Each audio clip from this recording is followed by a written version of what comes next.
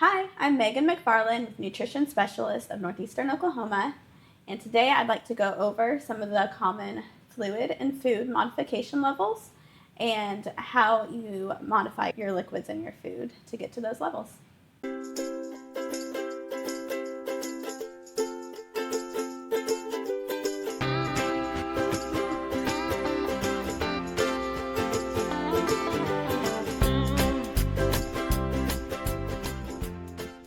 So there are 7 levels of food modifications called IDDSI levels.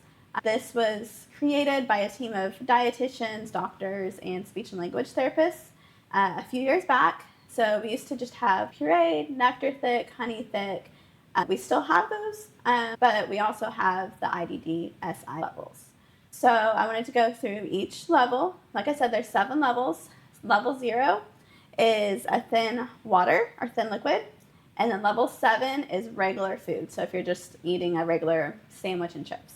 So starting with level 0 is a thin liquid. So like this bottle of water, it's going to flow really quickly, which is fine for some people, but then some people who are at risk of choking and aspiration struggle with a liquid that flows that quickly, and they might require thickener. Level 1, I actually don't have an example of here. It's newer. It's a slightly thick, so it's thinner than nectar thick fluids. It's only 1 pump of a standard thickener per 6 ounces of fluid. This is a common thickener that a lot of our individuals use, but you also might see a powdered version. Usually the powder is 1 scoop per 6 ounces for slightly thick. Level 2 is a nectar thick. So that is going to be 1 pump per 4 ounces, and it flows a little bit slower. I colored these. I put a flavor packet in this one for the nectar thick and the honey thick just so that we could see it a little bit better. So it flows about like nectar or maple syrup. The next level 3 is honey thick. So this one's going to flow even slower than your nectar thick. And it should be about like if you're pouring a big thing of honey globs. So that is about 2 pumps per 4 ounces of a standard gel-based thickener, or about 2 scoops of a powder per 4 ounces. So you have to do a little bit of math if you're thickening a lot of fluid. This level, the honey thick or level 3, is where it starts to overlap with some of our food levels. The honey thick can also be a similar consistency of some of our pureed, but it's actually referred to as more of a liquefied, would be your honey thick. A liquefied diet should pour off of a spoon. It doesn't really form a mound on top of the spoon. It's still pretty liquid. So for this type of food modification, you definitely need a really good quality food processor or blender. Whenever you're blending food, you want it to be completely smooth. It should not have any lumps in it. And usually you're going to have to add some sort of liquid. So depending on what the food is, you could just add water. But sometimes to make it taste even better, doing something like a chicken broth or milk, depending on what the food is, make sure that the liquid that you add matches the food and tastes good. And then don't be afraid to taste the food yourself. If you are just adding water, sometimes that actually waters down the flavor, and then we have some people that just don't like the food as much. So if you're adding water when you puree, you might have to add a little bit of extra seasoning, or like I said, do something that already has some flavor in it, like some chicken broth. The next level is our level 4. This is a pureed, a standard pureed. Like I mentioned, sometimes both of these are referred to as pureed, but this is a thinner one, or like the honey liquid. This is more of a standard puree. The puree should be completely smooth, but it also should form a little bit of a mound on top of the spoon. So it's going to be similar, or it could be a little, slightly bit thinner than a store-bought pudding. With a puree, you should be able to eat some of it with a fork. So with the liquefy or the honey consistency, you're not going to be able to eat any of it with a fork. It's going to fall through the prongs. With this level 4, you should be able to eat some of it with a fork, even though it might be difficult.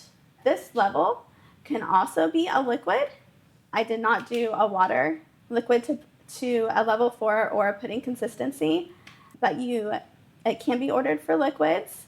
but then it is usually still consumed with a spoon because of how thick it is. It's too thick to drink with a straw.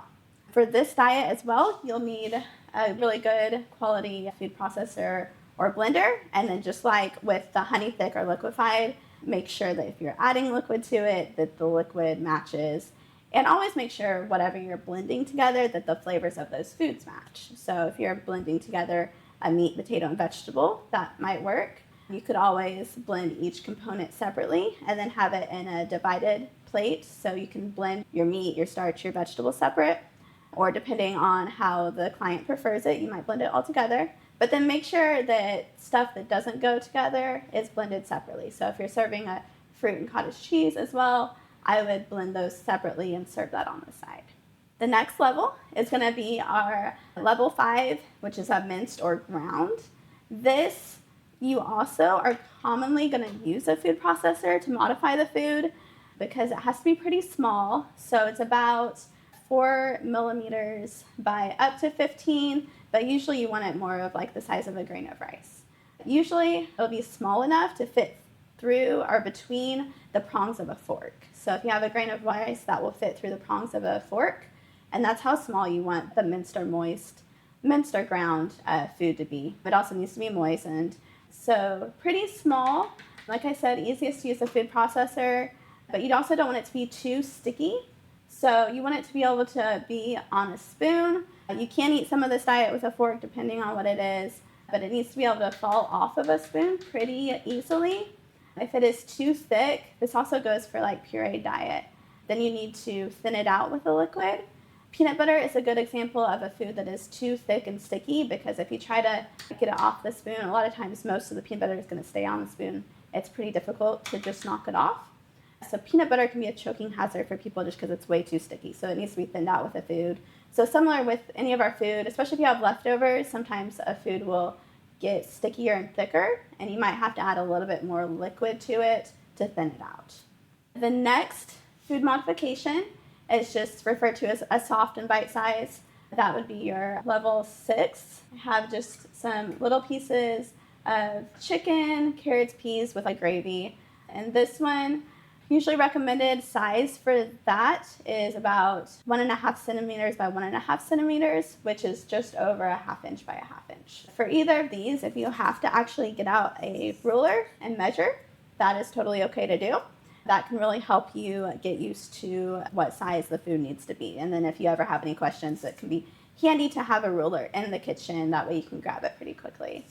Food on this diet needs to be easy to chew. If you have fresh peas, so usually canned peas mixed with a sauce or a gravy are okay. If it's fresh and they're really firm, you might need to mash them or cook them until they're soft. Everything on this diet, you want to be able to have just minimal chewing. So if there's anything that is tough, steak, any sort of like chips, pretzels, anything like that that requires a lot of chewing is not going to be recommended. The next level is just going to be your regular diet, a level 7. But on a regular diet, you could still have some modifications. So it could still be a regular diet, but with staff monitoring, regular diet, but meats cut up, or everything cut into bite-sized pieces. So for all of these diets, please refer to your client's individualized mealtime assistance plan, because there is definitely not a one-size-fits-all. We may have someone who is on a minced or ground for most of their food, but then they struggle with meats and have their meats pureed. So like I said, please refer to the individual's mealtime assistance plan and talk with your client's dietitian or speech and language therapist about any questions that you have. Again, I'm Megan Mcfarland with Nutrition Specialist of Northeastern Oklahoma. Please check out our website and social media pages for more information and resources, and thank you for your time today.